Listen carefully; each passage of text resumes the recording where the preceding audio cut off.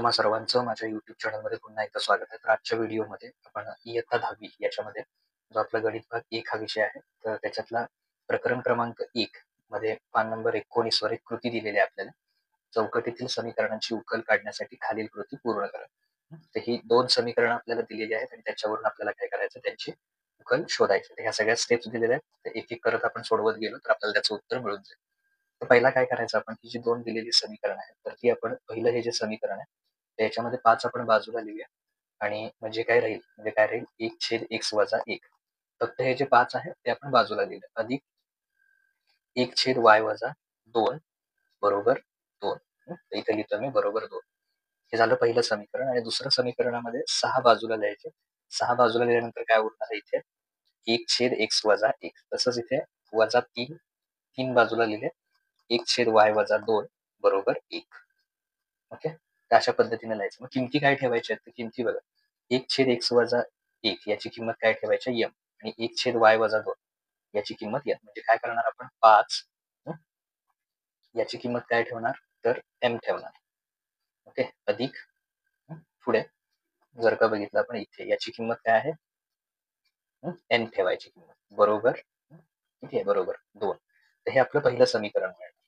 Okay. आणि दुसरं समीकरण काय मिळणार आपल्याला, म्हणजे ते इथे लिहायचं या चौकटीत, पहिल्या चौकटीमध्ये 5m अधिक n बरोबर 2. हे पहिलं समीकरण.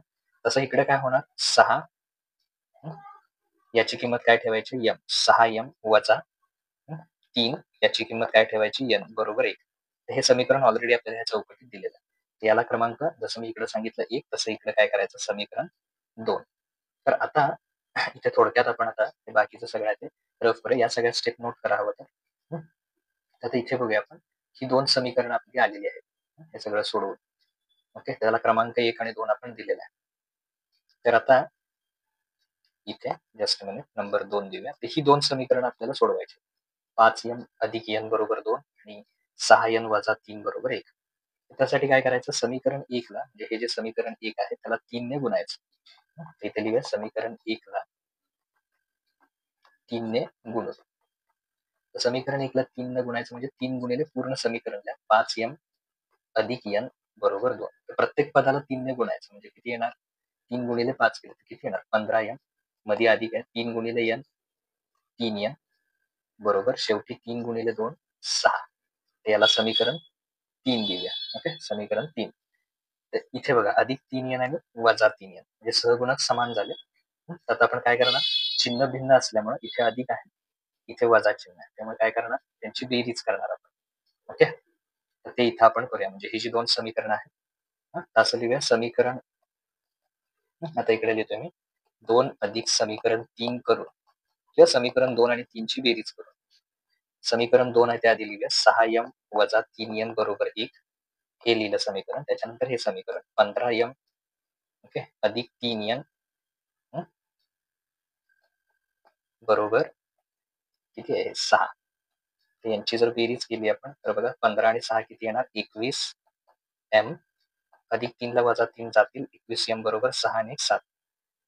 गुणिले m काय होतील भागिले, म्हणजे m बरोबर किती येणार, m बरोबर येणार आहे 7/21 गुणिले 21m म्हणजे 21 गुणिले m ते भागिले होणार. म्हणजे बघा 7 1 7 7 3 21. तर m बरोबर किती आले 1/3. तर ते कुठल्या तरी एका समीकरणात ठेवूया आपण. तर ते आपण दुसऱ्या किंवा पहिल्या समीकरणात ठेवू. m बरोबर 1/3 समीकरण 1 मध्ये ठेवू. तर समीकरण 1 आधी लिहूया आपण. इथे आहे 5m अधिक n बरोबर 2. 5m अधिक n बरोबर 2. तर याच्यात आता इथे सॉरी 5n अधिक n आहे फक्त इथे जस्ट म्हणजे ते आपण असं लिहूया अधिक n बरोबर 2. 5 गुणिले m ची किंमत किती ठेवणार 1/3 अधिक n बरोबर 2. तर 5 गुणिले 1 केलं 5 1 5/3 अधिक n बरोबर 2. हे अधिक आहे तिकडे वजा होते. तर n बरोबर किती येणार, n बरोबर 2 आहे तिथे. हे अधिकचे काय होणार वजा. ओके. त्याला जर सोपं रूप द्यायचं असेल 3 गुणी 6 6 वजा 5 छेद समान करण्यासाठी 3 न 2 ला गुणायचं. 3 दोन्ही 6 वजा 5 आणि छेदात 3 राहणार. म्हणजे n बरोबर 6 वजा 5 किती येणार? 1/3. म्हणजे n बरोबर किती आले? 1/3. म्हणजे दोन्ही किमती मिळाल्या आपल्याला. m ची किंमत मिळाली 1/3. ओके. आणि n ची किंमत किती मिळाली? ती सुद्धा 1/3. दोघांची सुद्धा 1/3च येणार आहे. ओके. तर हे सगळे कॅल्क्युलेशन तुम्ही आतापर्यंत केलेलं नोट करा. दोन्ही समीकरण सोडवलेले. तर मग आता इथे कृतीत लिहूया आपण. ओके. म्हणजे इथे आपल्या कृतीनुसार काय झालं? 5m अधिक 2 ही 2 समीकरण आली. m ची पण किंमत आपली किती आली? 1/3. n ची सुद्धा किंमत 1/3. मग 1/x वजा 1 बरोबर 1/3.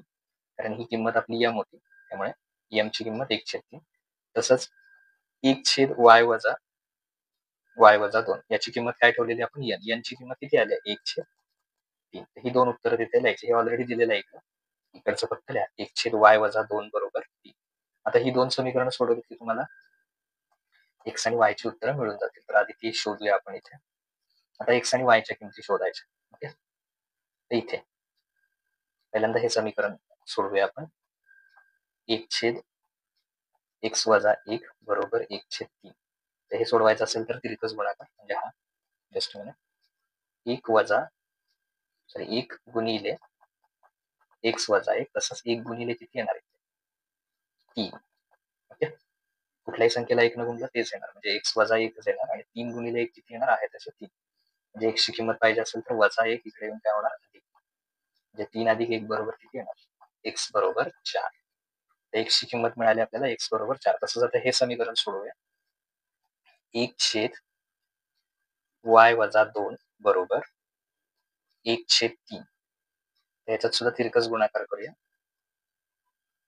1 गुणिले y वजा 2 बरोबर 1 गुणिले 3. हे करायचं. आता हे केल्यानंतर कुठल्याही संख्येला 1 न गुणले तेच येणार ना. 1 गुणिले y वजा 2. जे आहे तसं किती येणार? y वजा 2 आणि 3 1 3. ओके. वजा 2 इकडे काय होतील? अधिक. म्हणजे y बरोबर 3 अधिक 2. तर y बरोबर किती येणार? 3 आणि 2 येणार 5. ओके. वजा 2 चे 1 ने गुणल्यावर ते झालं 3 1 3 वजा 2 इकडे येऊन अधिक झाले. 3 आणि 2 किती आले? 5. म्हणजे x ची किंमत आली 4, y ची किंमत 5. y ची किंमत लिहूया इथे 5. तर उकल कशी लिहायची? पहिला x ची किंमत म्हणजे 4 आणि y ची किंमत किती येणार? 5. 4 असं लिहायचं. 4, 5. ओके. अशा पद्धतीनं ते सोल्युशन त्याचं उत्तर लिहायचं.